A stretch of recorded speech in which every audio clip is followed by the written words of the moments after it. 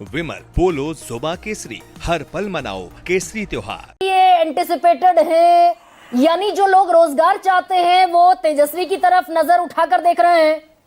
कुल मिलाकर रोजगार के मुद्दे पर जो सरकार है, जो रूलिंग डिस्पेंसेशन है, उसने निराश किया लोगों को। ये तो कम से कम यहां से साबित होता है कि नहीं होता। सर प्लीज अनम्यूट कीजिए ना अपने आप को। ये अनम्यूट तो हूं मैं। Hello, now Audible sir, carry on. हाँ, मैं ये कह रहा हूं कि क्योंकि मैं दिल्ली में बैठा हूं और मैं इसको एक नेशनल पर्सपेक्टिव में इस इलेक्शन को देखता हूं। इसके नतीजे पता नहीं क्या आएंगे, लेकिन अभी तक का जो रुझान आप बता रही हैं और एक्सेस माई इंडिया के बेसिस पर ये एनालिसिस हो सकता है, तो बिहार में रिटर्न ऑफ द नेटिव है। Return of the narrative, native, return of the native. Nitish Kumar कायम है, तेजस्वी यादव कायम है, बीजेपी कायम नहीं है।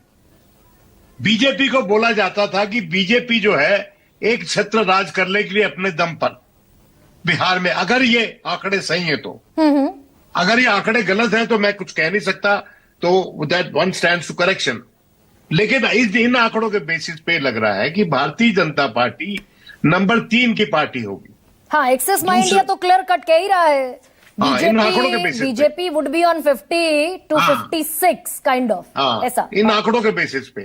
And I hope that the BJP spokesman will bear with me, because this is objectively I am saying. दूसरा बात यह है कि पीके जो है, भले ही वो हार गया हो, लेकिन मैं एक आंकड़ा देख रहा था, लगभग 10% people, almost 10% people want to see him as chief minister. किसी आदमी का 1 या 2 सीट आई हो, 3 सीट आ जाए, लेकिन उसको मुख्यमंत्री देखना चाहते हैं लोग। तो जो एस्पिरेशन है वो, उसकी जो व्यक्तित्व है, जो वहां के युवा की एस्पिरेशन है, उसको एम्बॉडी करता है वो। सर मैं आपके पहले पॉइंट पर आती हूँ, एक सेकंड। प्रशांत किशोर की सर बात करेंगे, मेजर फैक्टर है। लेकिन पहला पॉइंट आप कह रहे हैं बीजेपी को नुकसान होगा, लेकिन बीजेपी को नुकसान होने के बावजूद सरकार तो एनडीए की बनाता दिख रहा है, एक्सेस माई इंडिया भी। देखिए, भारतीय जनता पार्टी नहीं चाहती थी कि वो कंधे पे सवार नीतीश जी के रहे।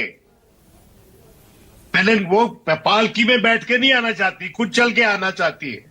नहीं तो ये तो कांग्रेस भी नहीं चाहती थी भाई। कांग्रेस इस चुनाव की तो सबसे कमजोर कड़ी साबित होती हुई दिख रही है ना, बकौल इन सारे एग्जिट पोल के। पिछले इलेक्शन में सबसे मजबूत कड़ी थी ना बीजेपी।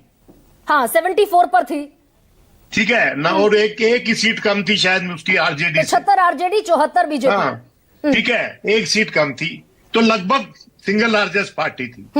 आज के दिन जो नेटिव है, जो नीतीश के साथ भीतर घात हुआ, वो स्टेटस को एंटी पे ले आया। वो अपना पुराना प्रभुत्व उसने जमा लिया, अगर ये आंकड़े सही हैं तो। और तेजस्वी ने अपना प्रभुत्व जमाया, मतलब बढ़ाया नहीं, लेकिन लूज नहीं किया। अब वहां पे जो नेटिव पार्टीज हैं, बिहार की अपनी पार्टी है, जो जनता दल परिवार की पार्टी है, वो उनमें से एक पार्टी जो है वो प्रमुख तौर पर राज करेगी, अगर ये आंकड़े सही हैं तो। या तो नीतीश कुमार या फिर तेजस्वी यादव। तो कमंडल राज करेगा वहां पर।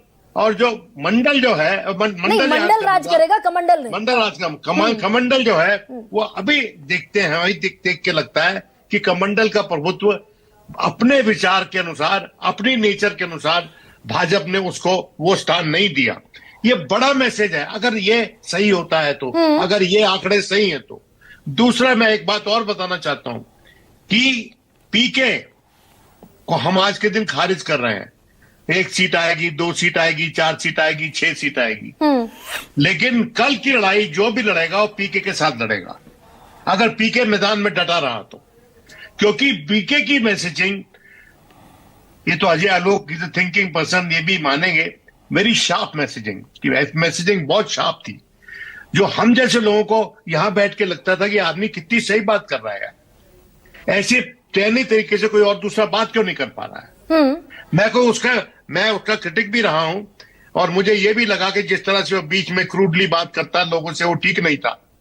उसको अपने स्वभाव में कुल मिलाकर उसका इम्पैक्ट ये तो है कि कम से कम रोजगार के मुद्दे पर चुनाव आया। तेजस्वी यादव ने कितने दिन पहले ये घोषणा की कि हर घर सरकारी नौकरी, कितने दिन देखिए, पहले? बामुश्किल 20 से 25 दिन पहले तेजस्वी यादव इस प्लैंक पर आए। गरिमा, तेजस्वी ने तो 2020 का इलेक्शन इसी मुद्दे पर लड़ा था। सर लेकिन वो ये जीत हर गया घर था। सरकारी नौकरी, तब तो तकरीबन 8 लाख नौकरियों की बात थी ना। हर देखिए, घर सरकारी नौकरी के प्लैंक पर तेजस्वी यादव तो 25 दिन बामुश्किल 1 महीना पहले आए।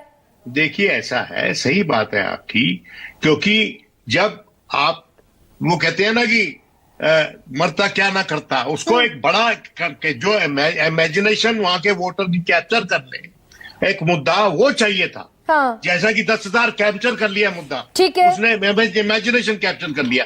देखिए हुआ क्या है, तो दोनों में से क्या चलेगा? हर घर सरकारी नौकरी चलेगी, ये मुद्दा बनता है। अगर बेरोजगारी से लोग त्रस्त हैं, अगर 73% लोग कह रहे हैं, तो ये मुद्दा चलता दिखाई देगा, या फिर ऑलरेडी इंड्यूस्ड मनी चलती दिखाई देगी?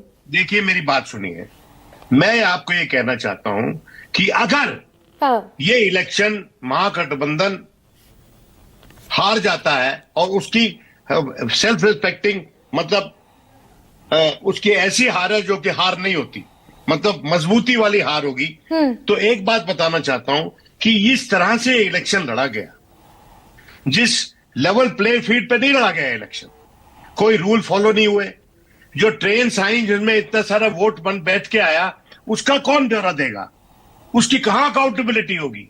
2-2 जगह लोग जो वोट डाल रहे हैं, उसकी कहां अकाउंटेबिलिटी होगी? और ये चीफ इलेक्शन कमिश्नर, और सर मैं इस तस्वीर को बिल्कुल पलट देती हूँ विनोद जी, मैं इस तस्वीर को पलट देती हूँ। फर्ज कीजिए भाई, झारखंड में भी तो विपक्ष ने इलेक्शन लड़ा, तेलंगाना में लड़ा, हिमाचल में लड़ा। फर्ज कीजिए ये आंकड़े महागठबंधन के पक्ष में चले जाते हैं। एक मिनट 2029 तक 26 जनवरी 2029 तक गणेश कुमार जी का टेन्योर है। सर इस तस्वीर को क्लियर कीजिए ना। फर्ज कीजिए कि आंकड़े महागठबंधन के पक्ष में चले जाते हैं, 33% लोग कह रहे हैं तेजस्वी यादव मुख्यमंत्री होने चाहिए। उसी पे आ रहा हूं मैं, आगे देख रहा हूं गरिमा, आप वहीं खड़ी हैं, मैं आगे देख रहा हूं। बताइए ना। 22 इलेक्शन करवाने हैं इस चीफ इलेक्शन कमिश्नर ने अपने तत्वावधान में।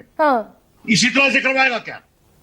ये चिंता का विषय है विपक्ष के लिए। अच्छा प्रियंका, ये कंसर्न आपको भी है क्या? प्रियंका, ये कंसर्न आपको भी है क्या? क्योंकि अभी कल 11% का वोट शेयर का डिफरेंस था, आज 2% का वोट शेयर रह गया, घटकर दोनों गठबंधनों के